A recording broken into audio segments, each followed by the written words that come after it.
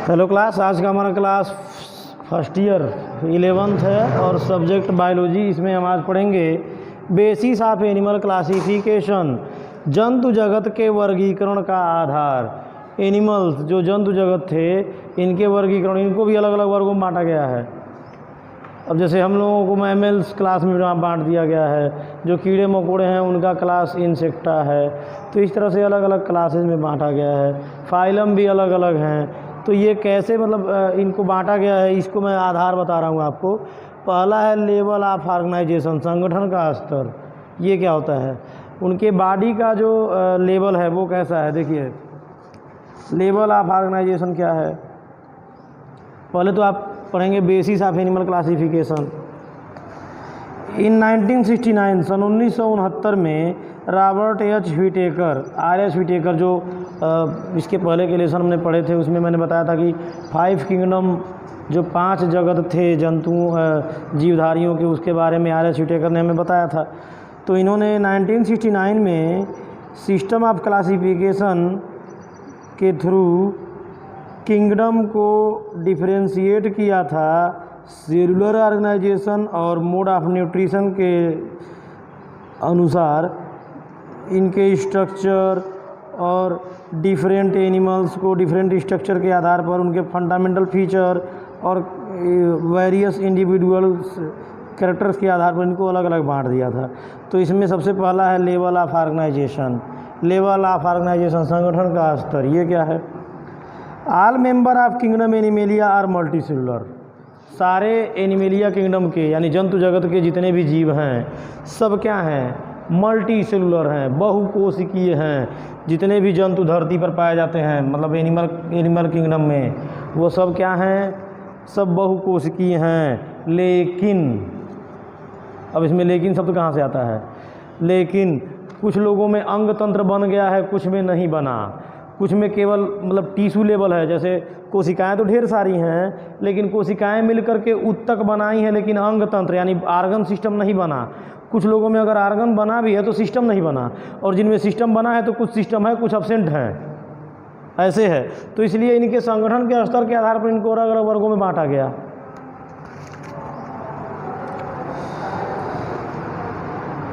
अब जैसे स्पॉन्जिस एक फाइलम है, स्पंजिल, जिसमें स्पंजिस पाए जाते हैं। फाइलम का नाम है पोरीफेरा। पोरीफेरा में स्पंज पाए जाते हैं। उन लोगों की बॉडी जो है वो केवल सेलुलर लेवल की है, मतलब सेल आपस में यूनिटी बना लिए, लेकिन उनमें टिश्यू का फॉर्मेशन नहीं हुआ, उत्तक नहीं बना। तो इसी तरह से ये इनके संगठन के स्तर के द्वारा हम इनको अलग अलग बांट सकते हैं। जैसे सेलुलर लेवल में कौन आते हैं, in this level. Cellular level का मतलब होता है कोशिकीय स्तर। कोशिकीय स्तर में कौन से जीव आते हैं, the body show some division of labour among cell. कोशिकाओं के बीच में शरीर की कुछ क्रियाएं तो बंट जाती हैं। They are remarkably independent and can change their form of function. ये अपनी क्रियाओं को तो मतलब कोशिकाएं जो है क्रियाओं को अपने अपने अनुसार कर लेती हैं, लेकिन इनमें टिश्यू नहीं बनता है। जो कोशिकीय स्तर वाले होते हैं उनमें उत्तक नहीं बनता है। उदाहरण में है स्पंजिस, जितने भी स्पंज हैं। कुछ जंतु होते हैं, जैसे स्पंज क्या होता है, आप देखे होंगे कि साइकिल का जो सीट कवर होता है वो जब फट जाता है तो उसमें से कुछ बिल्कुल दबने वाला स्पंज टाइप का स्ट्रक्चर, उसमें छोटे छोटे छेद होते हैं, उसको आप पानी में डाल दीजिएगा तो वो जल को सोख लेता है, तो वही स्पंज होता है। स्पंज मतलब जिसको जल में डालिए तो वो जल को सोख ले, फिर आप निचोड़िए तो वो सारा जल निकल जाए, वो स्पंज है। तो उस तरह से कुछ जंतु भी पाए जाते हैं। एनिमल ऐसे होते हैं जो अधिकतर तो सी वाटर में पाए जाते हैं, समुद्री जल में पाए जाते हैं। फिर दूसरा आता है टिश्यू लेवल। इसी में लेवल ऑफ ऑर्गेनाइजेशन में दूसरा है टिश्यू लेवल, उत्तक स्तर। उत्तक स्तर में the cell which perform the same function are organise tissues. जो कोशिकाएं आपस में मिल करके एक ही कार्य को करती हैं, जब कई कोशिकाएं, तो वो सभी जिस समूह को बनाती हैं उस समूह को कहते हैं उत्तक या टिश्यूज। तो जब सेम स्ट्रक्चर या सेम फंक्शन वाले सेल आपस में मिलते हैं, मतलब एक समान संरचना और एक समान क्रिया वाले कोशिका जब आपस में मिलते हैं तो वो उत्तक बनाते हैं, और उस उत्तक से जो जीव बनते हैं केवल उत्तक लेवल वाले हैं, और वो होते हैं सिलेंट्रेट्स। फाइलम सिलेंट्रेटा के जितने सदस्य हैं वो सब टिश्यू लेवल वाले हैं। फिर है आर्गन लेवल, अंग तंत्र वाले। तो tissue which perform similar function are grouped together to form organ. अंग बनाने के लिए एक ही प्रकार की कई उत्तक जो आपस में मिलकर एक कार्य करते हों, वो सारे उत्तक मिलकर के अंग बनाते हैं, और इसे हम अंग तंत्र स्तर अंग स्तर कहते हैं। फिर आर्गन सिस्टम लेवल, अंग तंत्र स्तर क्या है? In this organ have associated to form functional system. हम लोगों का जो बॉडी है वो आर्गन सिस्टम लेवल की है। हम लोगों के शरीर में अंग तंत्र हैं, मतलब मान लीजिए हमारा एक तंत्र ले लीजिए आप, श्वसन तंत्र ले लीजिए। श्वसन तंत्र में आपका नासा द्वार आएगा, नाक है, फिर इसके अंदर श्वास नली है, फिर फेफड़े हैं, ये सब आर्गन हैं, अंग है। हमारा फेफड़ा आर्गन है, श्वास नली आर्गन है, हमारे नॉस्ट्रिल या नाक जो नोज है वो आर्गन है, और ये सारे आर्गन मिल करके सिस्टम बनाते हैं, जिसका सिस्टम का नाम है रेस्पिरेटरी सिस्टम। इसी तरह से हमारे बॉडी में बहुत से सिस्टम हैं, डाइजेस्टिव सिस्टम है, पाचन तंत्र, इसमें ढेर सारे अंग हैं, मुख है, माउथ है, फिर ईसोफेगस है और आमाशय है।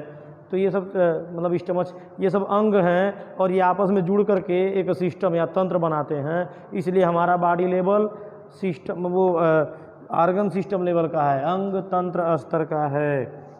इसके बाद आता है सिमेट्री। सिमेट्री क्या है? The symmetry refer to the arrangement of part to the opposite side of the body of 3 dimensional animals. जो 3 डायमेंशनल एनिमल होते हैं, जो जानवर 3 डायमेंशनल का मतलब लंबाई, चौड़ाई और मोटाई तीनों में पाए जाते हैं, उनके सममिति, उनके बॉडी को कितने सेगमेंट में बांटा जा सकता है। अब जैसे मान लीजिए कोई एनिमल बिल्कुल ऐसे लंबाई में है, उसको बीच में से आप काट दीजिए और दोनों भागों में इसका शरीर का सारे अंग आते हों, तो वो बाइसिमेट्रिकल होता है। अब जैसे हम लोग हैं, हम लोग को यदि तलवार से बीच में से फाड़ दिया जाए, हमारे बॉडी को बिल्कुल तलवार से बीच में से फाड़ दिया जाए, मतलब एक ही साइड से ऐसे ही फाड़ा जाए, तो हमारे बॉडी के 2 टुकड़े हो जाएंगे। अब इन दोनों टुकड़ों में आंखें तो होंगी ही, नाक भी होंगे, मुंह भी आधा आधा होगा, सारे अंग मतलब आधे आधे आ जाएंगे, हाथ पैर सब आ जाएगा। तो हम लोग बाइसिमेट्रिकल हैं। यदि हमारे शरीर के 4 टुकड़े किए जाएँ, मान लीजिए बीच में से ऐसे फाड़ दिया गया, फिर ऐसे भी फाड़ दिया गया, तो इन चारों टुकड़ों में आंखें तो नहीं मिलेंगी ना। जो पीछे वाला हिस्सा 2 टुकड़ा में जाएगा उसमें आंखें तो नहीं जाएंगी, नाक और ये सब नहीं जाएंगे।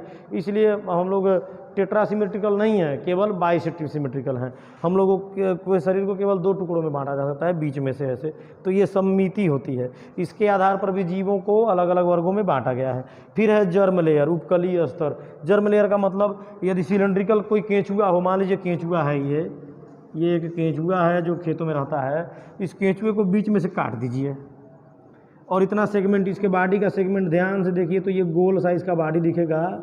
इसमें ये इसके लेयर होंगे बॉडी के, तो ये लेयर के आधार पर भी शरीर जीवों को बांटा जाता है कि एक्टोडर्म वाले कौन है, एंडोडर्म, मीजोडर्म, मतलब कितने कितने डर्म उसके बॉडी में पाए जाते हैं, तो वो होता है जर्म लेयर। फिर होता है बॉडी कैविटी, शारीरिक गुहा।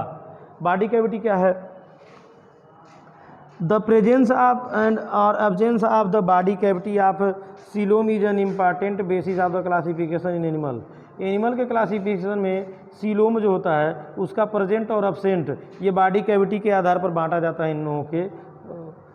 अब जैसे acoelomate, there are the animal without a body cavity, जिनके शरीर में शरीर की गुहा नहीं पाई जाती है। मतलब हमारे अंदर शरीर में गुहा होती है। गुहा मतलब अंदर की जो नलियाँ होती हैं, जैसे भोजन नली है, श्वास नली है, ये सब कैविटी हैं। जिनमें कैविटी पाया जाएगा वो बॉडी कैविटी वाले होंगे, और जिनमें नहीं पाया जाएगा वो बॉडी कैविटी वाले नहीं होंगे। तो इन बॉडी कैविटी कई प्रकार की होती है लोग जीवों में, तो उसके आधार पर इनको अलग अलग वर्गों में बांटा गया है। फिर सबसे लास्ट होता है सेगमेंटेशन, खंडी भवन। शरीर कितने खंडों में बटा है। अब जैसे हम अपने बॉडी के सेगमेंटेशन को देखते हैं तो हमारा शरीर केवल 3 भाग में बटा है। पहला खंड हमारे शरीर का होगा सिर, इतने वाले भाग को हम कहेंगे हेड।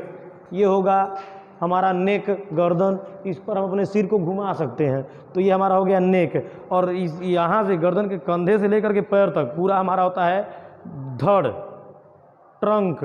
तो हमारे बॉडी को 3 खंडों में बांटा गया है, हेड, नेक, ट्रंक। केवल 3 खंड में।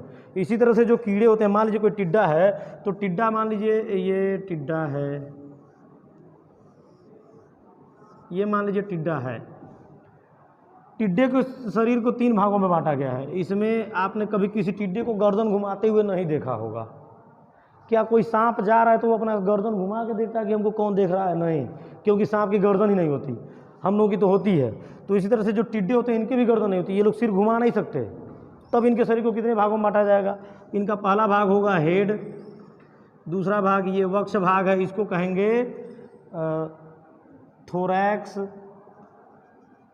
और तीसरा वाला भाग होगा एब्डोमेन। सिर, वक्ष, उदर, 3 भाग में बांटा गया इनको, कीड़े मकोड़ों को। इनका गर्दन नहीं होता है, और हम लोगों में गर्दन होता है तो उदर नहीं, धड़ होता है। इसी तरह से जितने भी शरीर हैं, जितने भी जीव एनिमल किंगडम के जंतु हैं, उन लोगों को सेगमेंटेशन के आधार पर बांटा गया है, वर्गीकरण किया गया है। खंडी भवन, इसको शरीर को खंडी भवन कहते हैं। तो फिलहाल आज के लिए हमको यही बताना था, बेसिस ऑफ एनिमल क्लासिफिकेशन। बाकी चीज़ें हम अगले क्लास में पढ़ाएंगे।